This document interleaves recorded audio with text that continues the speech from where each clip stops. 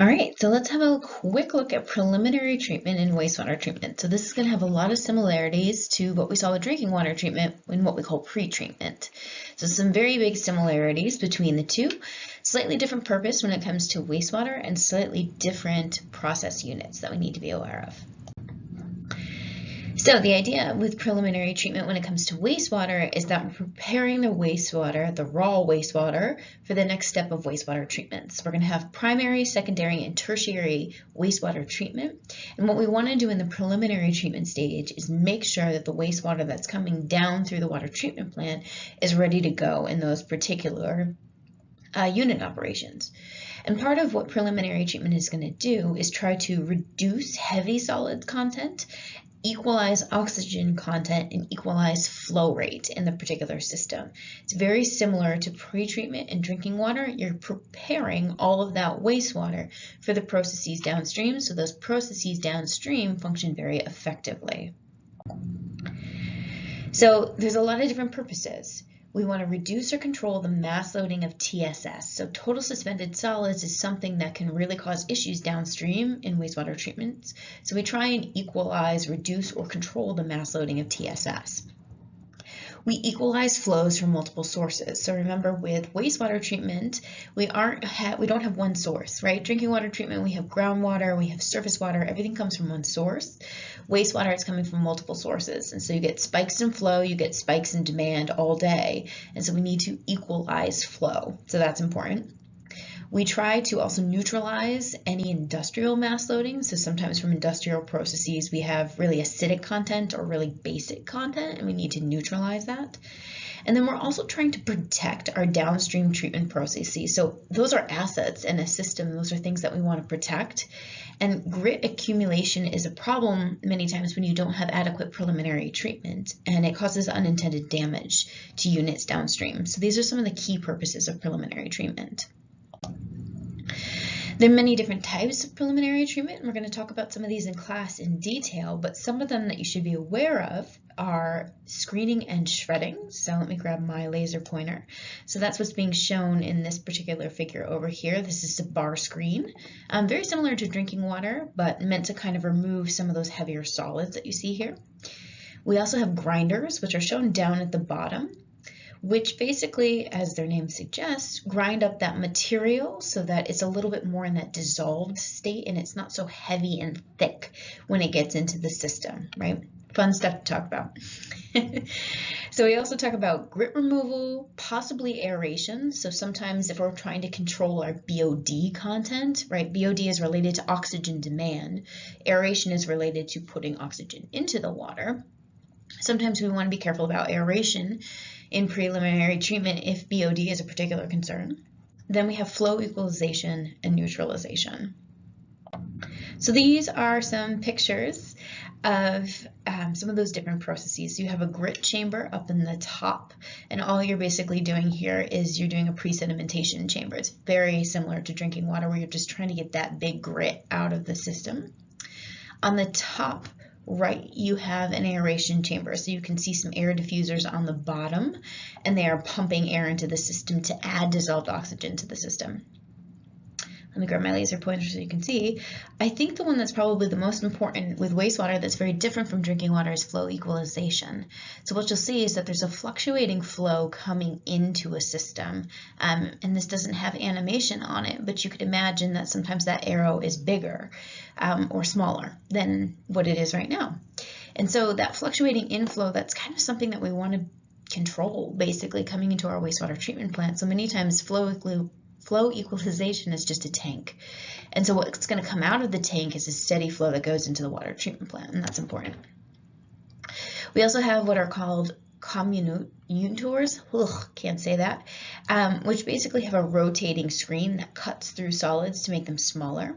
What you see in the middle down here is a grinder, and then what you see that unfortunately I'm covering up a little bit is a neutralization tank. So we use acids and bases to neutralize chemical components, especially from industrial wastewater or potentially from stormwater.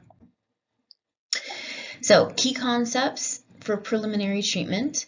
High volumes of solids that are in wastewater can destroy delicate processes downstream. So grit accumulation over time is going to decrease the performance of our primary and our secondary treatments. We really want to remove that ahead of time to preserve the efficacy of those downstream assets.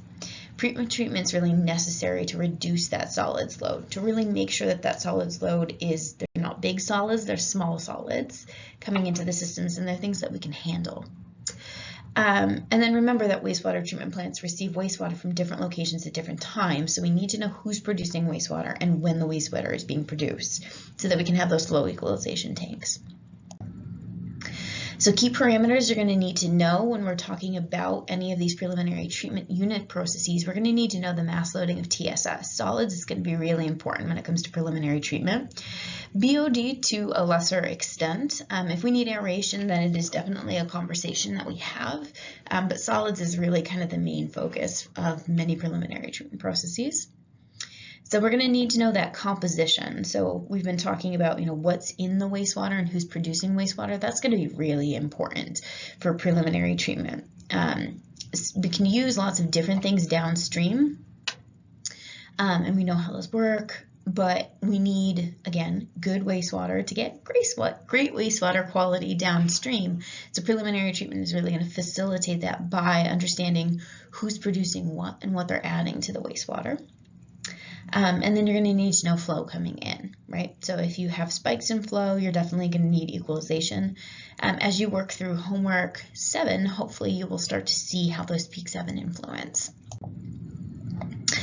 So the advantages of preliminary treatment is that you're going to protect your downstream assets. You're going to help to balance TSS load and flow rate entering your treatment plant. You're going to remove large particles early, and they are relatively simple designs. A lot of the time this is just tanks or grinders that churn up material and make it smaller. Relatively simple designs, which is kind of nice. Some disadvantages is that this step obviously is going to add additional costs to the wastewater treatment plant design. So many small systems can kind of get away without using preliminary treatment, but they have higher maintenance costs downstream because they have so much grit accumulation. So having it adds cost, but not having it adds cost as well. Your flow equalization tanks can get big fast, so they're going to have a large footprint. So that might be a material footprint, that might be just a land footprint, and sometimes that's something that you just don't have available to you in a system, and that's important to know. And then systems with industrial effluent or stormwater in their sewer system, more preliminary treatment may be necessary. So if you're getting these high flow rates from lots of stormwater, or if you're getting very heavy chemicals from industry, you might need very specific preliminary treatment processes to protect those downstream assets, and that's important to know. So some potential impacts just to be aware of, right? Any basin that you add to a system, it has to be periodically cleaned. It's something we really haven't talked about all that much, but when you have a sedimentation basin or grit removal, you're going to accumulate solids over time, and if they accumulate too high in a basin, it's not going to function effectively. So you have to have a way to remove it, and that's going to add maintenance and operational costs to a system to do that.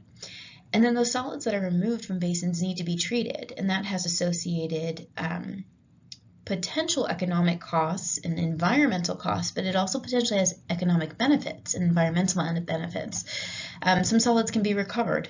Permitting is really important to know what solids can be recovered and where they can be discharged, but it's becoming more and more of a conversation, especially from a sustainability standpoint, that it's not just a wastewater treatment plant anymore, it's a resource recovery facility. So seeing solids that are produced and accumulated is something to potentially be leveraged in the future, and that's important. And then things like grinders require power, which has an electrical cost, which we really haven't talked about so much, but anything that has a mechanical component like a pump is going to need electricity. And many times, because we can experience power failures or power surges, we have redundancy built into our system. So we have 2 of everything at a minimum. And so having that redundancy built in case of failure is just more cost and more footprint to a plant. So these are just things to kind of be aware of, not only with preliminary treatment, but with many other treatment processes as well. So that's going to conclude preliminary treatment. In class, we're going to talk a little bit about the design of some of the specific technologies that we've covered in this pre-lecture.